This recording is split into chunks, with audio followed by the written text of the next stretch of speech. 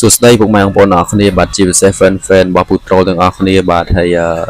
ជាពិសេសអ្នកដែលតាមដានរឿងម្ចាស់ស្នេហ៍ប្រែបេះដូងភាគ10បងប្អូនបាទបងប្អូនប្រកាសជាបានទស្សនាហើយមែនអត់បាទហើយសម្រាប់រឿងនេះវាចាប់ផ្ដើមបែកការម្ដងតិចឯងបងប្អូនហើយសម្រាប់ម៉ាលីគឺអាណិតម៉ាលីដែរបងប្អូនបាទត្រូវអាជីហ្នឹងបាទដេញចេញពីផ្ទះជាលើកទី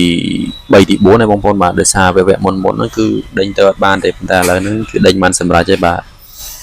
ដោយសារតែគាត់នឹងឥឡូវគាត់ឡើង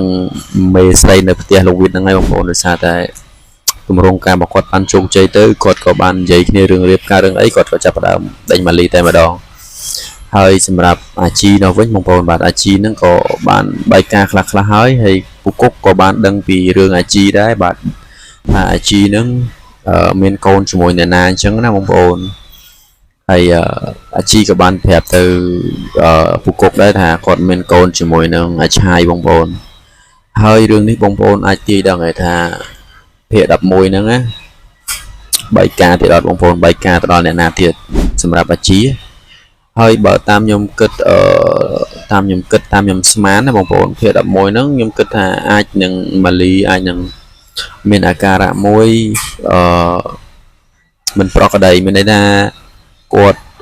អាការៈមានកូនណាបងប្អូនខ្ញុំគិតថាភាគ11ហ្នឹងអាចនឹងម៉ាលីមានកូនក៏ថាបានដែរហើយយើងមិនទាន់ដឹងថាអាជីបែកការដល់ណាគេទេបាទដោយសារតែយើងអត់ទាន់ដឹងទេអាចនឹងបែកការដល់យាយញក់ក៏ថាបានដែរបងប្អូនដោយសារតែយាយញក់ហ្នឹងគាត់អាសានៅជាមួយអាជីបាទយកចិត្តអាជីដើម្បីចង់បានប្រាក់ខែ500បងប្អូនយាយញក់ចង់បាន500បាទសុខចិត្តធ្វើគ្រប់បែបយ៉ាងហើយខ្ញុំសូមស្នើសុំពូត្រូលបាទរឿងក្រោយហ្នឹងរឿងក្រោយសុំដូរយាយញក់ចេញបងប្អូនមកដាក់គាត់ឲ្យវគ្គណាវគ្គគាត់ទៅវត្តទៅអីខ្លះទៅបាទកាន់សិលកាន់អីខ្លះទៅកុំឲ្យគាត់ដើរតួ